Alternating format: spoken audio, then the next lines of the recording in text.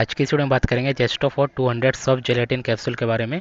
इसका कंपोजिशन क्या है, इसका यूज़ क्या है और इसके क्या क्या साइड इफेक्ट है, इसके बारे में देखेंगे। सबसे पहले देखते हैं कि इसे कौन सी कंपनी मैन्युफैक्चर करती है। तो इसे जो कंपनी बनाती है उसका नाम है लिफोर्ड हेल्थ केयर लिमिटेड। ये एक स्ट्रिप में 10 कैप्सूल लेती है और एक स्ट्रिप का रेट है 240 से 250 के रेंज में मेडिकल में अवेलेबल रहती है। टैबलेट और इंजेक्शन दोनों फॉर्म में अवेलेबल रहती है। ये पेशेंट के कंडीशन के ऊपर डिफाइन करते हैं कि उनको टैबलेट फॉर्म में देना है या इंजेक्शन के फॉर्म में देना है।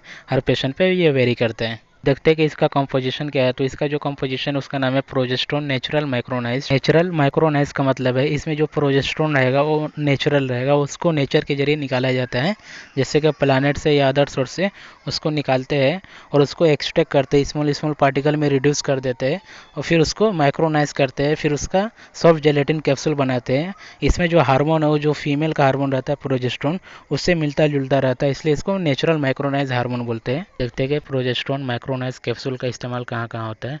तो सबसे पहले इसका इस्तेमाल है जिस फीमेल के अंदर, जिस लेडीज़ के अंदर 3 महीने तक पीरियड नहीं आते, मेंस्ट्रुएशन साइकिल नहीं आते, तो इसमें ये दिया जाता है प्रोजेस्टेरोन हार्मोन थेरेपी के लिए, क्योंकि जिसमें जो प्रोजेस्टेरोन हार्मोन रहता है वो कम होता है।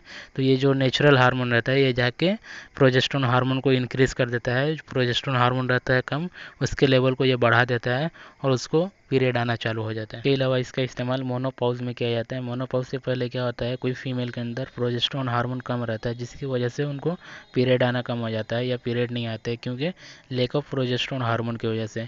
तो मोनोपॉज कब होता है, आफ्टर 45 ईयर, 45 साल के बाद होता है। लेकिन 45 साल से कम ही किसी वुमन के अंदर ऐसा सिम्टम दिखते हैं, पीरियड नहीं आते, तो उसमें भी प्रोजेस्टेरोन ये कैप्सूल लिया जाता है, क्योंकि प्रोजेस्टेरोन हार्मोन उसमें कम रहता है तो उसको ये इंक्रीज़ कर देता है, तो उनको फिर से आना चालू हो जाता है पीरियड या मेंस्ट्रुएशन साइकिल। इसके अलावा इसका इस्तेमाल प्री मेच्योर लेबर में किया जाता है। जैसे कि टाइम से पहले बच्चे का जन्म होना, उनका हल्का डेवलपमेंट मेच्योर नहीं रहता है पूरा, उससे पहले ही उसका जन्म हो जाता है, उसमें भी प्रोजेस्टेरोन कैप्सूल का इस्तेमाल किया जाता है। इसके अलावा इसका इस्तेमाल मिस कैरेज में भी किया जाता है। जिस फीमेल के अंदर, जिस वुमन के अंदर मिस कैरेज होते रहता है, वो भी एक कारण हो सकता है लेक ऑफ प्रोजेस्टेरोन हार्मोन का।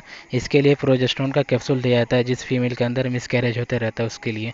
इसके अलावा इसका इस्तेमाल प्रेगनेंसी में भी किया जाता है। प्रेगनेंसी में जिस फीमेल के अंदर प्रोजेस्टेरोन का लेवल कम रहता है, उसको रिप्लेसमेंट के लिए इसको दिया जाता है प्रोजेस्टेरोन के कैप्सूल। इसके अलावा इसका इस्तेमाल फर्टिलिटी ट्रीटमेंट के लिए किया जाता है और ब्लीडिंग डिसऑर्डर होता है जिसके अंदर, उसमें भी प्रोजेस्टेरोन कैप्सूल दिया जाता है। प्रोजेस्टेरोन हार्मोन बहुत ज़रूरी होता है प्रेगनेंसी मेंटेन करने के लिए। इसके लिए अगर जब प्रोजेस्टेरोन हार्मोन कम है तो इसका कैप्सूल दिया जाता है। इसके अलावा इसका मिस कैरेज का खतरा जिस फीमेल के अंदर ज़्यादा होता है, उसको भी ये टैबलेट ज़्यादा दिया जाता है। इसके अलावा भी बहुत से इस्तेमाल हो सकते हैं। इस्तेमाल आप डॉक्टर के एडवाइस पे करें तो ही सही रहेगा। अपने मन से अगर जो आप इसका कैप्सूल का इस्तेमाल करेंगे तो प्रोजेस्टेरोन हार्मोन अगर जो आपके बॉडी में पहले से ही मेंटेन है, फिर वो ज़्यादा होने लगेगा तो उससे भी आपको खतरा बढ़ सकता है।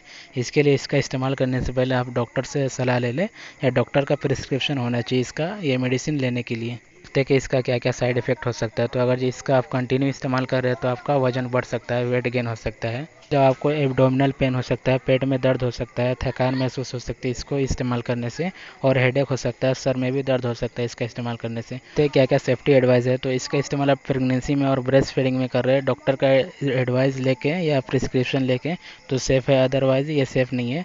अपने मन से इसका इस्तेमाल आप प्रेगनेंसी में या ब्रेस्ट फीडिंग में नहीं कर सकते।